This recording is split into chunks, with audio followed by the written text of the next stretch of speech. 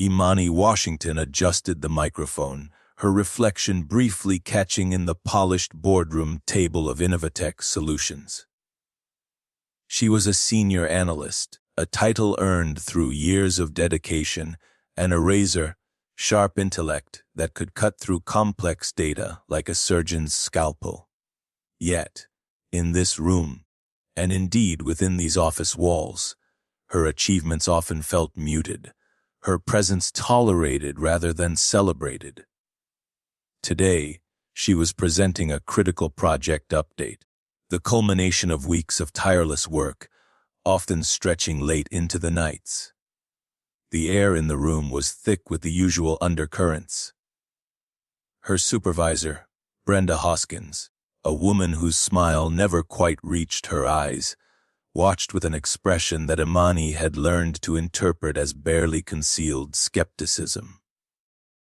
Brenda, a master of faint praise and subtle put-downs, had a way of making Imani feel like an imposter in her own skin, despite Imani's consistently high performance. Then there was Kevin Jenkins, a fellow analyst who seemed to view Imani's competence as a personal affront. His contributions were often mediocre, yet his voice boomed with an unearned confidence, a stark contrast to Imani's quiet, meticulous approach.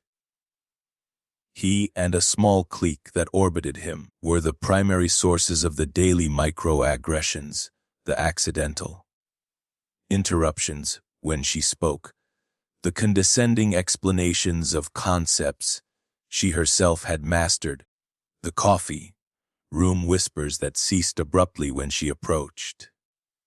Imani pressed on, her voice steady as she navigated through the slides, her expertise evident in the clarity of her explanations. She knew her work was flawless. She'd triple-checked every figure, every projection. Yet, as she spoke, she could feel Kevin's eyes on her, a smirk playing on his lips. He leaned over to whisper something to another colleague, followed by a stifled snort. Brenda did nothing. She rarely did. And as you can see from this forecast, Imani continued, pointing to a complex chart, we are projected to exceed targets by 15% if we implement these strategies. It was at that precise moment, as Imani was mid-sentence, detailing a crucial data point, that Kevin Jenkins chose to make his move. He'd been fidgeting with a large cup of Coca-Cola ice clinking.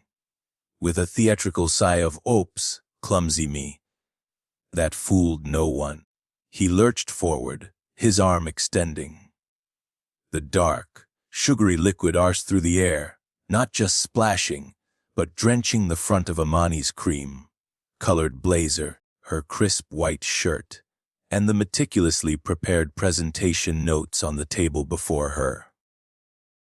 A shocked silence fell over the room, broken only by the dripping of soda onto the carpet. Imani stood frozen for a heartbeat, the cold liquid seeping through her clothes, the sticky sweetness already an unbearable sensation. Humiliation, hot and sharp, pricked at her eyes. She saw a few colleagues gasp in genuine dismay, but then she caught the glint of amusement in Kevin's eyes, a triumphant sneer quickly masked by feigned concern. Brenda Hoskins finally spoke, her tone one of mild annoyance rather than outrage. "Oh, Kevin, really? Do be more careful. Imani dear, are you all right? Don't overreact, it's just a spill. We can get someone to clean that up. Just a spill." The words hung in the air, minimizing the blatant disrespect, the targeted humiliation. Imani looked at Brenda, then at Kevin, whose false apology was already taking shape on his lips. She felt something shift within her. A line had not just been crossed, it had been obliterated. What Brenda and Kevin didn't realize, as they exchanged a nearly imperceptible glance of shared, petty victory, was the silent strength they had just grievously misjudged, nor the storm that was about to gather on Imani's behalf. With as much dignity as she could muster, Imani simply said, "Excuse me," turned, and walked out of the boardroom, the sticky trail of Coca-Cola a stark symbol of the toxicity she had endured for far too long. The moment the heavy boardroom door clicked shut behind her, Imani's carefully constructed composure threatened to crumble. She ducked into the nearest restroom, her hands trembling as she peeled off the sodden blazer. The Coca-Cola had soaked through to her skin, leaving a chilling, sticky residue. Tears of anger and frustration welled, but she fought them back, her jaw tight. This wasn't just about a ruined outfit or a disrupted presentation. It was about the relentless, soul-crushing disrespect. Taking a deep breath, Imani's analytical mind kicked in, overriding the emotional turmoil. She pulled out her phone. First, she took clear, dispassionate photos of her stained blouse, the ruined blazer, and the sodden notes she'd managed to retrieve. Each click of the camera was a small act of defiance, a piece of evidence. Then, she began to type, her fingers flying across the screen, meticulously documenting the incident, the time, the place, Kevin's exact words, Brenda's dismissive reaction, the names of everyone present. She also noted previous instances, dates and details she had long committed to memory, forming a pattern of harassment and discrimination. Later, back at her desk after a partial cleanup, trying to salvage what she could of her workday, Brenda approached. "Imani," she said, her voice oozing insincere concern. "Kevin is very sorry. He's just a bit boisterous, you know. I do hope you're not going to make a big deal out of this. It would be a shame to disrupt the team dynamic over a simple accident." Imani looked directly into Brenda's eyes. "It wasn't an accident, Brenda, and it's far from simple." Brenda's expression hardened slightly. "Well, either way, I trust you'll handle this professionally. We wouldn't want any unnecessary complications." The unspoken threat hung in the air. Imani knew appealing to Innovatech's HR department would be a hollow exercise. It was a department known for protecting management and quashing dissent, not for championing employee rights, especially for someone like her. She had seen others try and fail, their careers subtly derailed, their complaints vanishing into a bureaucratic void. That evening, the carefully constructed dam of Imani's emotions finally broke. As she recounted the day's events to her husband, Marcus Thorne, the words tumbled out, laced with pain and exhaustion. Marcus listened, his expression growing increasingly grim. His arm was a comforting weight around her shoulders as she spoke, his usual warm demeanor replaced by a steely calm that Imani recognized. It was the look he got when a multi-million-dollar deal was on the line, or when he was about to dismantle an opponent in a negotiation. Marcus Thorne was not just a supportive husband. He was a titan in the tech world, a self-made billionaire investor whose name commanded respect in circles far removed from Innovatech's middle management squabbles. His wealth and influence were things Imani rarely spoke of at work. She had always been determined to succeed on her own merits. But this was different. This was an assault on her dignity. "This is unacceptable, Imani," Marcus said, his voice low and resonant with controlled anger. "This isn't just unprofessionalism, it's abuse, and it stops now." He held her close, a silent promise of action in his embrace. They have no idea who they're dealing with. Behind the scenes, a different kind of strategy was unfolding. Marcus Thorne was not a man who tolerated injustice, especially against his wife. He began to make a series of discreet inquiries into Innovatech solutions, its leadership, its financial standing, and its vulnerabilities. His network was vast, his resources formidable.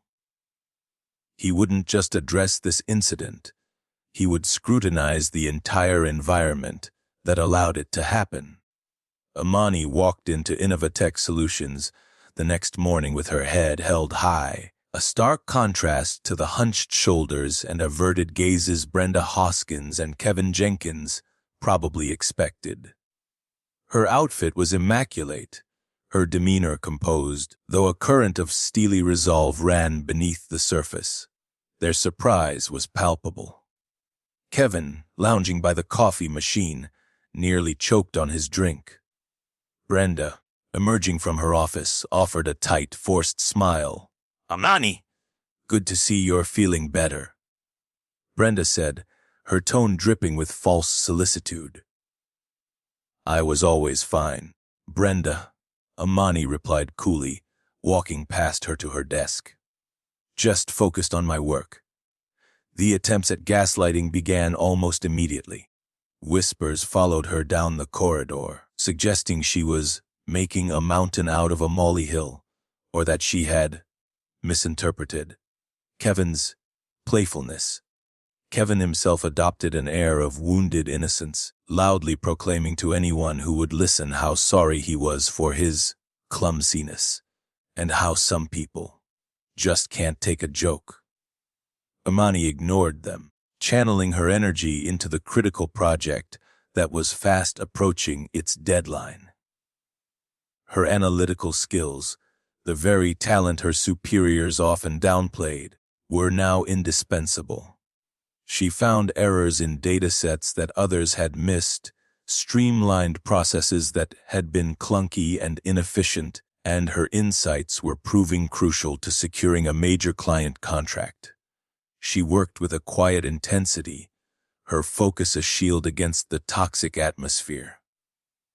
Meanwhile, far from the fluorescent lights and hushed cubicles of Innovatech, Marcus Thorne was setting larger wheels in motion. His initial inquiries had quickly revealed a company culture rife with issues, high turnover in certain departments, whispers of favoritism, and a pattern of HR complaints that had been systematically buried. More significantly, through one of his private equity firms, he discovered a substantial, previously anonymous, holding in Innovatech's parent company, Omnicorp Global. This wasn't just a personal matter anymore, it was an investment concern.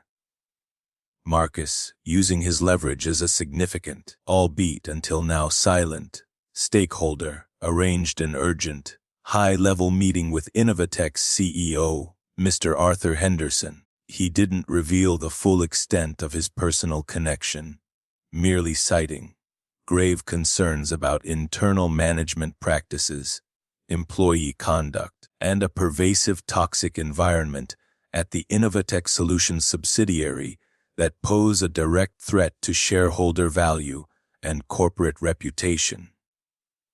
The call came from a number, and through channels that made Henderson sit up and take immediate notice. The meeting was set for the following afternoon at the Innovatech Solutions office itself, a deliberate choice by Marcus. What Mr. Henderson didn't realize was that the concerned investor, on the other end of the line, whose preliminary findings had already sent a jolt of alarm through Omnicorp's executive suite, was not only a billionaire with a reputation for decisive action, but also the husband of the woman his middle management was actively persecuting. The quiet before the storm was rapidly drawing to a close. Imani, focused on her work, was unaware of the specifics, but she trusted Marcus. She knew that when he decided to act, the effects were often seismic. The following afternoon, a buzz of unusual activity rippled through the Innovatech Solutions office. It started with the unexpected arrival of Mr. Henderson, the CEO, his face a mask of strained affability. He was rarely seen at this branch, and his presence alone was enough to set an anxious tone. Brenda Hoskins scurried from her office, her usual composure visibly frayed, trying to ascertain the reason for the sudden visit. Kevin Jenkins, sensing a shift in the office dynamics, dialed down his usual bluster, looking more uneasy than cocky. Then Marcus Thorne arrived. He walked in not with fanfare, but with an undeniable aura of quiet power. Dressed in a perfectly tailored suit that spoke of understated wealth, he was accompanied by a woman Imani recognized as a senior partner from a prestigious law firm. Mr. Henderson, who had clearly been briefed to expect him, greeted Marcus with a forced deference that did not go unnoticed. Imani, at her desk, looked up as Marcus entered. Their eyes met briefly, and he gave her a small, reassuring nod. A wave of calm washed over her. Brenda and Kevin stared, dumbfounded. Who was this man who commanded the CEO's nervous attention and looked at Imani with such familiarity? Mr. Henderson, after a brief, tense exchange with Marcus in a glass-walled conference room, emerged looking even more stressed. "Attention, everyone," he announced, his voice amplified slightly by the sudden hush in the open plan office. "We need to have an immediate all-hands meeting in the main conference room. Now, please." The atmosphere was electric with apprehension as employees filed into the room where, just 2 days prior, Imani had been humiliated. Marcus, his lawyer, and Mr. Henderson stood at the front. Imani took a seat towards the side, feeling a strange mixture of trepidation and vindication. Once everyone was settled, Mr. Henderson cleared his throat. "We have some serious matters to discuss today regarding the work environment here at Innovatech." He glanced uneasily at Marcus. Marcus stepped forward slightly. "My name is Marcus Thorne," he said, his voice calm but carrying an unmistakable weight of authority. "I am here today representing significant shareholder interests in Innovatech's parent company. And I am also Imani Washington's husband." A collective gasp went through the room. Brenda Hoskins' face went pale, her eyes wide with dawning horror. Kevin Jenkins looked like he'd seen a ghost, his jaw slack. "We've become aware of a deeply disturbing incident that occurred in this very room." Marcus continued, his gaze sweeping over the assembled employees before settling on Brenda and Kevin. "An incident involving the deliberate humiliation and mistreatment of Ms. Washington. Imani, would you be willing to recount what happened?" All eyes turned to Imani. Bolstered by Marcus's presence and the knowledge that she was finally being heard at the highest level, she stood and calmly, factually detailed the Coca-Cola incident. She spoke of Kevin's actions, Brenda's dismissive response, and the broader pattern of disrespect and racial bias she had endured. Her voice didn't waver. When she finished, a heavy silence filled the room. Kevin started to stammer a denial. It was an accident." "She's exaggerating. Mr. Jenkins." Marcus cut him off, his tone like ice. "We have security footage from this room. We also have Ms. Washington's contemporaneous notes, and frankly, a history of your behavior that paints a very clear picture." He gestured to his lawyer, who subtly indicated a briefcase. "Furthermore, Ms. Hoskins, your failure to address this, and indeed your complicity in fostering such an environment, is a gross dereliction of your managerial duties." Brenda opened her mouth, then closed it, seemingly speechless for the first time in her career. The culture of disrespect, racism, and bullying fostered by individuals like Ms. Hoskins and Mr. Jenkins. Marcus stated, his eyes locking onto Mr. Henderson, is not just morally reprehensible, it's a liability this company can no longer afford. Their actions against my wife were the final straw, a symptom of a deeper disease within this organization. He paused, letting his words sink in. Therefore, on behalf of concerned stakeholders, and as a husband who will not tolerate such vile behavior, I am here to ensure that decisive action is taken. Mr. Henderson has assured me it will be. Mr. Henderson, looking utterly defeated, nodded curtly. Effective immediately, he announced, his voice strained. Brenda Hoskins and Kevin Jenkins are terminated from Innovatech Solutions. Their behavior is inexcusable and will not be tolerated. The shock in the room was absolute. Brenda swayed slightly, while Kevin simply stared, his face ashen. The era of impunity at Innovatech Solutions had just come to a stunning and public end. The termination of Brenda Hoskins and Kevin Jenkins sent an immediate, unambiguous shockwave through Innovatech Solutions.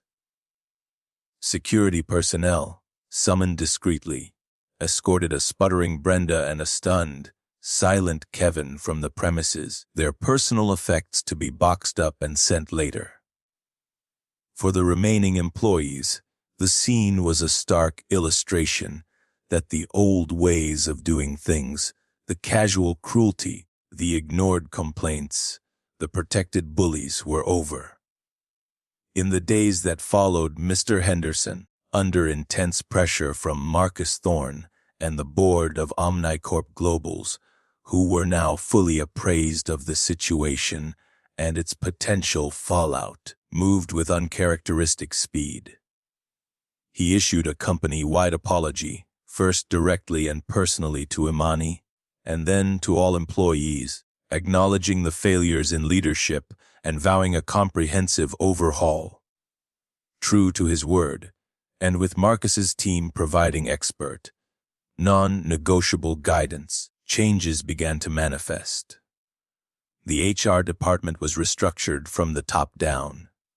New, stringent anti-discrimination and anti-harassment policies were implemented, accompanied by mandatory, intensive inclusivity training for every employee, starting with senior management. An independent ombudsman office was established, providing a safe and confidential channel for employees to report grievances without fear of retaliation. Other managers, whose complicity or willful blindness had contributed to the toxic environment, found their positions under intense scrutiny, with several facing disciplinary actions or encouraged early retirements. Imani Washington found herself at the center of this whirlwind of change, not as a victim, but as a symbol of resilience and a catalyst for reform. She was fully vindicated. The slights and whispers were replaced with looks of respect, and in some cases, quiet gratitude from colleagues who had suffered in silence for years. Mr. Henderson offered Imani a significant promotion, director of a newly formed Workplace Culture and Ethical Conduct initiative. The role would give her direct oversight in implementing many of the new policies and training programs, a position that would leverage not only her sharp analytical skills, but also her profound integrity and first-hand understanding of the issues. After careful consideration and a long conversation with Marcus, Imani accepted. This wasn't just about personal advancement. It was an opportunity to ensure that the changes being implemented were not merely cosmetic.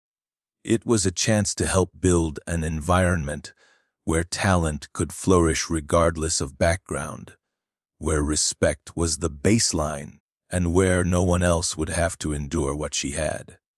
She knew the path wouldn't be easy, but she was no longer fighting alone. Marcus, while immensely proud, made it clear his role was as her supporter, not her employer. He had used his power to clear a path for justice, But the work of building a better future for Innovatech was something Imani would lead on her own terms, with his unwavering belief in her as her foundation. The resolution of Imani's ordeal had a broader impact, becoming a case study within Omnicorp Global and even beyond, highlighting the tangible costs of a toxic work culture and the profound benefits of decisive, ethical leadership. Imani, once overlooked and marginalized within her department, became an architect of positive systemic change. And so, Imani Washington's journey from being a target of degrading workplace abuse to becoming a catalyst for profound organizational change serves as a powerful reminder that integrity and courage, when backed by resolve, can dismantle even entrenched systems of injustice. If this story of resilience and the fight for dignity stirred something in you, please share your thoughts in the comments below.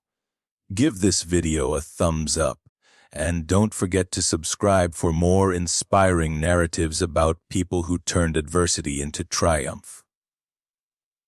What was the most impactful moment for you?